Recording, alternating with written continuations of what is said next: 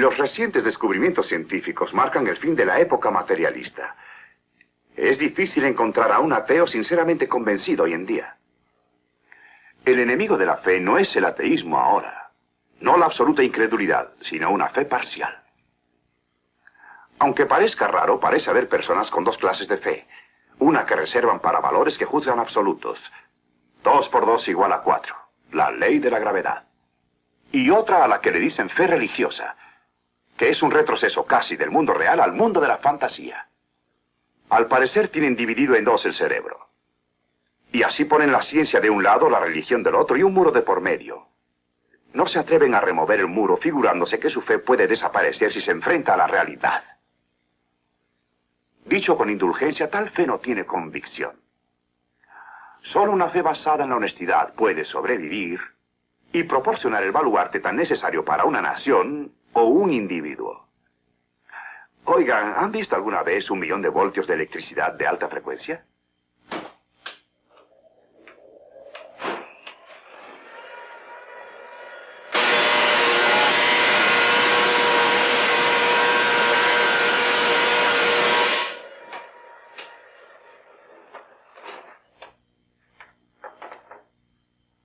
¿Y qué tiene que ver con la fe?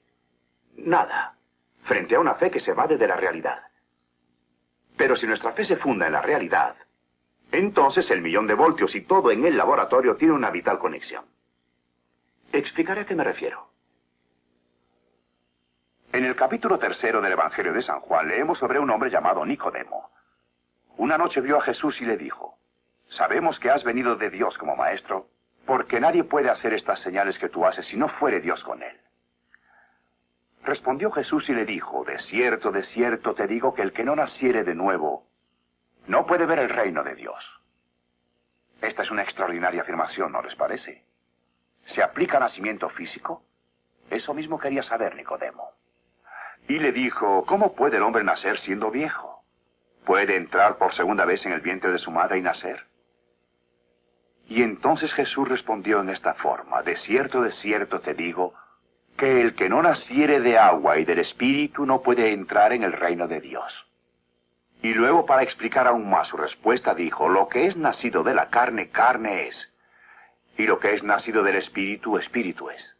No te maravilles de que te dije: os es necesario nacer otra vez. El viento sopla de donde quiere y oyes su sonido, pero no sabes de dónde viene ni a dónde va. Así es todo aquel que es nacido del Espíritu. Hay 3 hechos básicos en lo que acabamos de leer. Primero, hay 2 mundos de realidades, el físico y el espiritual. Segundo, uno de ellos, el mundo espiritual, no puede ser visto ni conocido solo por los sentidos físicos. Y tercero, para poder penetrar o ver este mundo de realidad espiritual, debe verificarse en nosotros un cambio tan fundamental y profundo que mejor será llamarle nuevo nacimiento. ¿Lo cree usted? Hace unos años, muy comúnmente, mucha gente opinaba: no creeré en nada que no vea o registre en mis sentidos físicos. Hoy en día se considera esta actitud poco científica. Los modernos métodos científicos manipulan dimensiones muy reales, más allá del alcance de nuestros sentidos. ¿Se dan cuenta que a nuestra más preciosa posesión no la podemos ver, medir ni pesar? Ahora se puede saber exactamente la composición química del cuerpo humano. Por medios especialmente precisos saber cuánto calcio, hierro y fósforo hay. Cuantificar en forma exacta los elementos químicos presentes en un cuerpo. Si poco antes de un deceso cuantificamos su cantidad, y luego lo hacemos momentos después del deceso, algo nos va a faltar, obviamente. Nuevamente será algo que no se logrará ver, medir ni pesar. Esa parte es la vida. Esta es una mano. No constituye todo mi ser. Si me la cortan, queda íntegro mi yo, igual que si me cortan el brazo. Por supuesto, si continúan mutilándome, acabarán conmigo, pero mi cuerpo no es la esencia de mi yo. Es un albergue. Lo que en realidad somos usted y yo, nadie lo ha visto. La moderna química puede hacer maravillas. Supongo que hoy en día un buen químico en un laboratorio de primera pudiera hacer un huevo. Químicamente hablando, sería un exacto duplicado de un huevo. Se vería igual y olería igual de feo si se dejara pudrir. Pero aunque se incubara por toda la eternidad, no empollaría.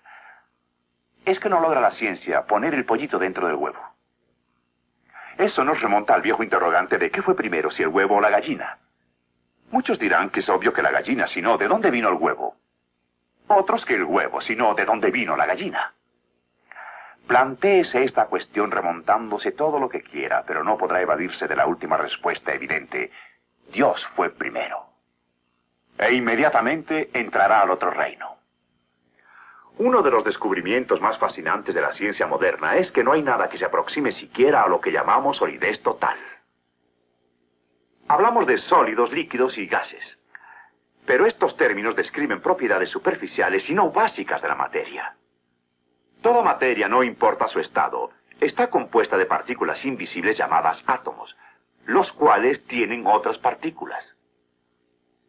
El aire que respiramos, aunque invisible, es tan real como la madera o el metal, porque está compuesto de las mismas partículas. Es la disposición de estas partículas y las fuerzas que las mantienen unidas las que le confieren a una sustancia sus propiedades. El aire, por ejemplo, está compuesto principalmente por átomos de oxígeno y de nitrógeno. Si ahora reemplazamos los átomos de nitrógeno por átomos de helio, esta nueva atmósfera tendrá algunas propiedades del aire, pero presentará notables diferencias. A saber, el sonido viaja más rápido cuanto más ligero es un gas. El helio es, desde luego, más ligero que el nitrógeno. Voy a llenarme los pulmones con este gas a ver si ustedes notan alguna diferencia.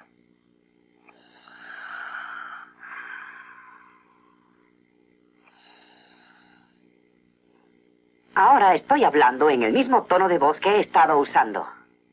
La diferencia que notan se debe al hecho de que aspiré una mezcla de oxígeno y helio que es más ligera que el aire. Y por supuesto mi voz se atipla, pero respiraré un poco ahora. Y al hacer esto, mi voz va bajando de tono paulatinamente a lo normal. Vean ahora. Mi voz regresa a lo normal. Saben, si quieren divertirse un poco, llamen a uno de sus amigos que se precie de ser hombre de pelo en pecho, pídanle respirar esto y cantar Doña Blanca está cubierta. Verán que los resultados son extraordinarios. Si ponemos un pedazo de acero cerca de un imán, decimos que el acero se ha transformado imantándose. Pero, ¿qué es lo que en realidad ha pasado? Poniendo el trozo de acero en el interior de una bobina conectada a un amplificador, si aproximamos el acero a un imán, escucharemos muy claramente algo que sugiere movimiento. Escuchen. Atención.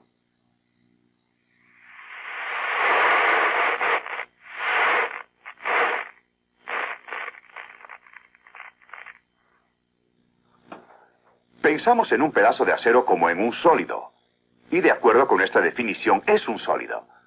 Pero el concepto general de cómo está formado un sólido es ciertamente falso. Este pedazo de acero y cualquier otra sustancia que consideremos ser sólida es espacio vacío prácticamente.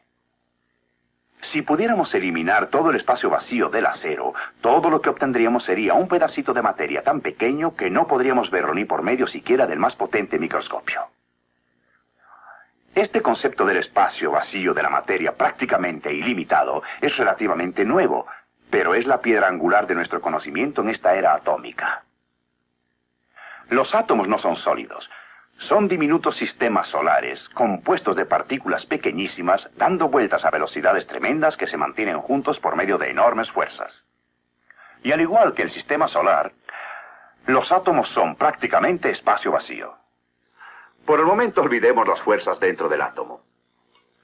Concretémonos a las partículas y el espacio vacío a su alrededor.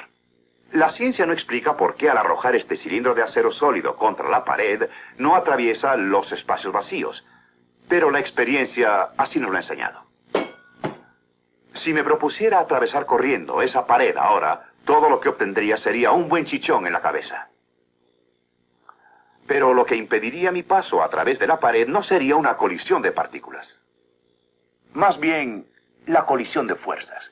Las mismas fuerzas de la bomba atómica. Y si no fuera por esas fuerzas, mi cuerpo podría pasar de un lado para otro sin ninguna dificultad. entra dentro del dominio de la posibilidad científica el que hubiera dos mundos en coexistencia, cada uno ocupando al mismo tiempo el mismo lugar en el espacio. Cada mundo igualmente real, con sus montañas, valles, árboles, ríos y personas. Y cada mundo atravesando libremente el otro mundo, sin que ninguno de ellos esté consciente de la presencia del otro y siempre que admitamos una cosa: que las fuerzas atómicas que componen la materia de estos dos mundos de ninguna manera se interfieren entre sí. ¿Qué queremos decir? Ahora verán. Aquí tenemos dos pedazos de acero. Su apariencia es idéntica. Pero un imán pondrá en evidencia una diferencia interna básica entre ambos. Este, como ven, es atraído. En tanto que a este, la fuerza de atracción no lo afecta. Este pedazo es acero inoxidable no imantable. Sabemos, por supuesto, que a otros metales, como latón o aluminio, no los afecta el imán. Sin embargo, con un anillo de aluminio ya es otra cosa. Puede quedar suspendido en el aire por las fuerzas electromagnéticas de lo que en realidad es un transformador.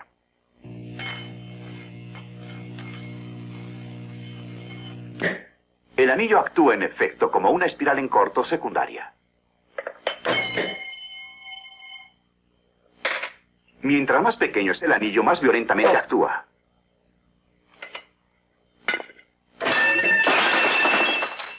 He aquí otro anillo, pero fabricado de un material que no conduce la electricidad.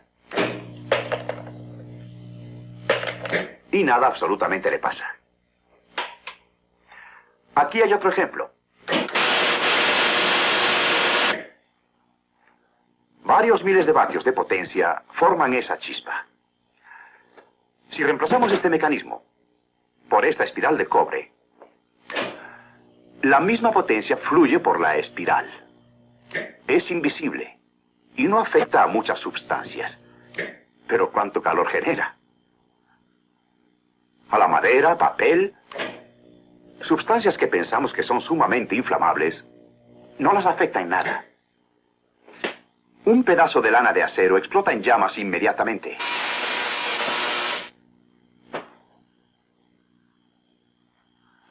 ¿Han frito en una estufa sin calor un huevo? No cuesta nada, con un buen equipo. Esta es una placa fría. Y como es fría, se puede hacer de madera si lo desean. Pero hay que ponerle en el interior una espiral de alambre y esta conectarla a una corriente alterna de alto voltaje. Y ya está listo. A fin de singularizarnos más, usaré aceite de motor en lugar de comestible.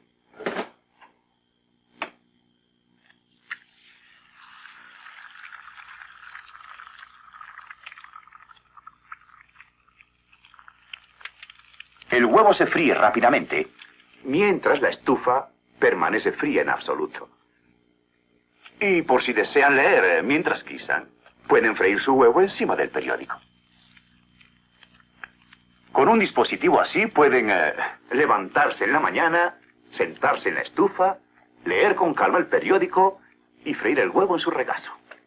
Este es otro ejemplo de la selectividad que pueden presentar las fuerzas físicas.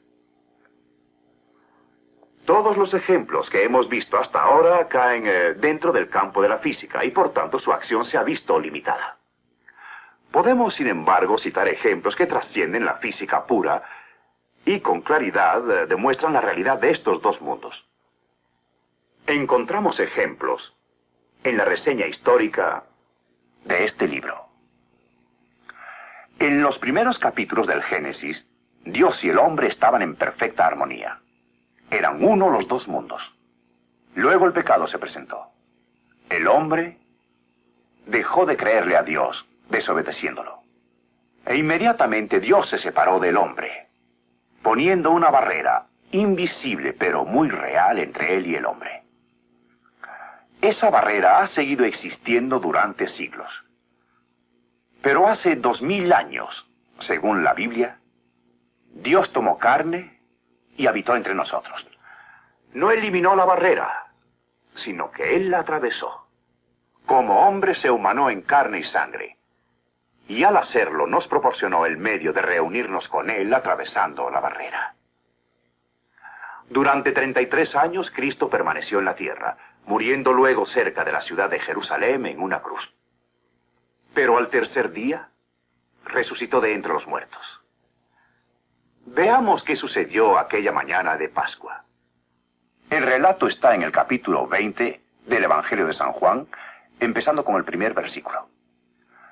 El primer día de la semana, María Magdalena fue de mañana siendo aún oscuro al sepulcro, y vio quitada la piedra del sepulcro.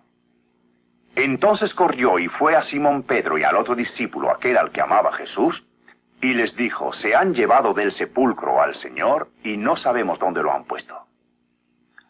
Y salieron Pedro y el otro discípulo y fueron al sepulcro.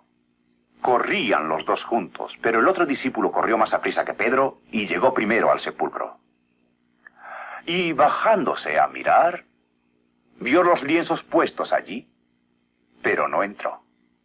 Luego llegó Simón Pedro tras él y entró en el sepulcro y vio los lienzos puestos allí. Y el sudario que había estado sobre la cabeza de Jesús, no puesto con los lienzos, sino enrollado en un lugar aparte.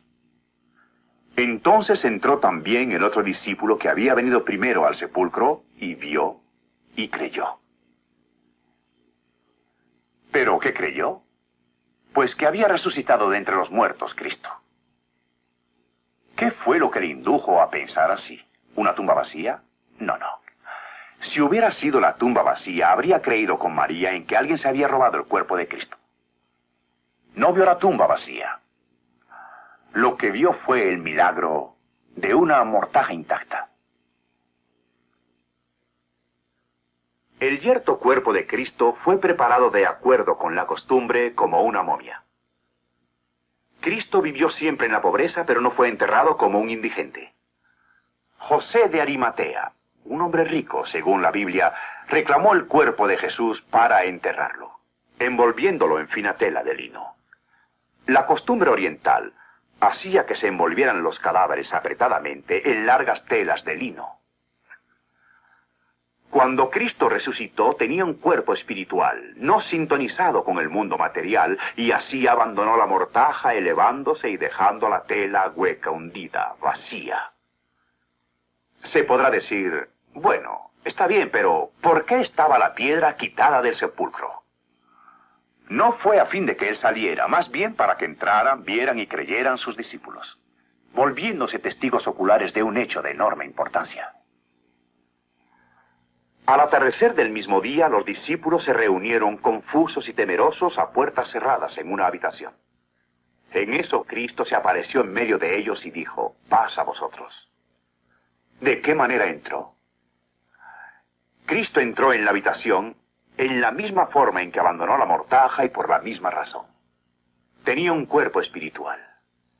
Un milagro se verificó, es cierto, pero el milagro no fue que Cristo atravesara el muro. Más bien que sus discípulos con ojos puramente físicos pudieran verlo. Hemos dicho que Cristo resucitado no sintonizó con lo material. ¿Qué queremos decir? Bueno, este fenómeno de resonancia o su ausencia no es difícil de demostrar, aún en el campo puramente físico del laboratorio. Se dice que Caruso entretenía a sus invitados tomando de encima de la mesa una copa. Luego que cantaba acercándosela a la boca con esa su magnífica voz y entonces la hacía estallar. No, yo no soy Caruso, pero no es difícil reproducir ese hecho si usamos una voz electrónica aquí en el laboratorio. Lo importante está en sintonizar con la nota que rompa el cristal. La podemos determinar colocando una moneda en el cristal y sintonizando la frecuencia hasta dar con la resonancia.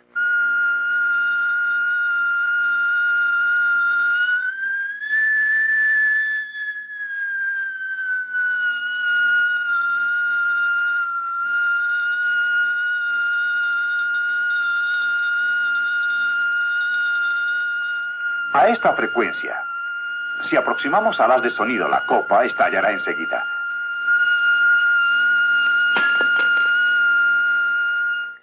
El sonido se vuelve algo muy real cuando está sintonizado con esto. ¿Ha recibido alguna vez un toque eléctrico? La corriente alterna de 60 ciclos es la corriente casera. Introduzca su dedo en un enchufe eléctrico. Verá qué sacudida. Está usted sintonizado.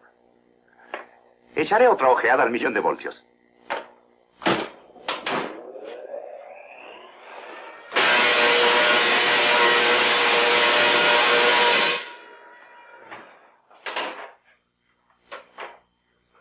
Acaban de observar 1.000.000 de voltios en toda su potencia. Si fueran 60 ciclos de corriente alterna y la carga pasara por mi cuerpo a tierra, el resultado sería de necesidad fatal. Pero modificando la frecuencia de 60 ciclos a 65.000 ciclos, el cuerpo humano soportará una potencia considerable. Utilizamos la esfera de aluminio arriba del transformador como punto de descarga para el alto voltaje. Con ayuda del señor Metzger, me pondré en contacto directo con este transformador eléctrico. Permitiré que el voltaje atraviese mi cuerpo y salga por mis dedos. La demostración no es tan fácil, pero espero que ilustre nuestro punto de vista en tal forma que ustedes nunca lo olviden. A fin de estar en contacto directo con el transformador, debo quitarme los zapatos.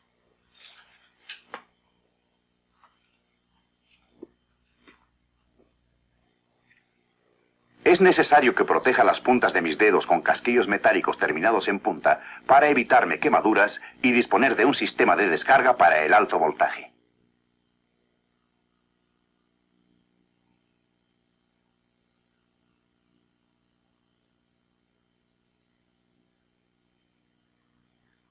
Potencia. Luces. Ahora. ¡Basta! Si existe alguna duda en su mente sobre la cantidad de potencia que atravesó mi cuerpo, creo que la siguiente demostración responderá a su pregunta. Se requiere potencia para incendiar este pedazo de madera. ¿Potencia? ¿Luz? ¡Pónganla!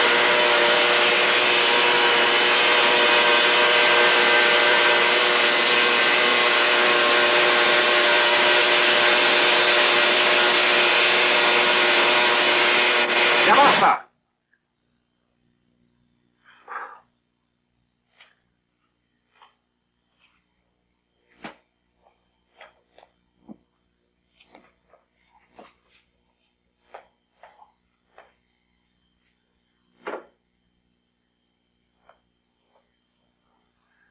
Hay dos razones por las que debemos volver a nacer.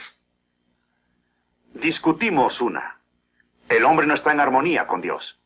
Los separa un muro tan intangible como invisible. Pero hay otra razón de igual importancia. El hombre no está solo en discordancia con el cielo. Más todavía, la órbita del pecado en la que gira acarrea el juicio divino. Cuando Cristo dijo, os es necesario volver a nacer, no era solo charla. Era una afirmación de profundo significado. Una afirmación que, como hemos visto, se ha anticipado a los descubrimientos más recientes de la ciencia. Pero lo que es aún más importante, se ha anticipado a la necesidad más ingente y básica del alma humana. En vista de estos hechos, la pregunta más importante que cualquiera puede hacer es aquella que Nicodemo le planteó a Cristo. ¿Cómo se puede volver a nacer? La respuesta a esa pregunta es el mensaje de este libro. Desafortunadamente, el hombre tiene sus ideas al respecto. Y el concepto más común es que no necesitamos volver a nacer. Si no matamos, tratamos bien a nuestros vecinos y no hacemos ningún mal, todo está bien. Pero Dios dice, no, debéis volver a nacer. Un cambio radical debe transformar al hombre en su naturaleza, sus ideas, su vida, y un día aún en la propia sustancia de su cuerpo. Y Dios lo designa nuevo nacimiento. ¿Cómo volver a nacer? De nuevo está aquí, en el mensaje de este libro, la Biblia, y la respuesta a la pregunta es de grandiosa simplicidad. Se puede resumir en un versículo. San Juan capítulo 1. Mas a todos los que le recibieron, a los que creen en su nombre, les dio potestad de ser hechos hijos de Dios. Casi me parece oír un suspiro de alivio y alguien que dice, si es tan solo eso, todos creemos en Cristo. ¿Están seguros? Al usar la palabra creer, si estamos seguros decimos lo sé. Si estamos un tanto inseguros decimos lo creo. La expresión lo creo en la Biblia tiene mucha más fuerza y sentido que lo sé. Es posible no creer y saber. Es posible saber que somos pecadores, que la paga del pecado es la muerte. Sí, es posible saber que Jesucristo, el Hijo de Dios, murió en la cruz para redimirnos del pecado y salvarnos, hacernos vivir. Es posible saber todo esto y no aceptarlo, estar perdidos. Un ejemplo ilustrará el caso. Dos afirmaciones concernientes a esta silla. Primera, sé que me sostendrá. Segunda, creo que me sostendrá. ¿Cuál es la correcta? La primera. Sé que la silla me sostendrá porque es una silla sólida, fuerte. Si no, no la tendríamos en el laboratorio. Pero no creo en ella. Porque en la forma que Dios usa la palabra creer, no podemos usarla de pie. Ahora estoy creyendo en la silla. Me estoy confiando a ella. Si un doctor le dijera que como tiene cáncer, le tiene que operar o moriría, ¿cómo le creería? ¿Admitiendo su diagnóstico? No. De verdad cree en el doctor cuando se deja operar por él, cuando se confía a sus manos.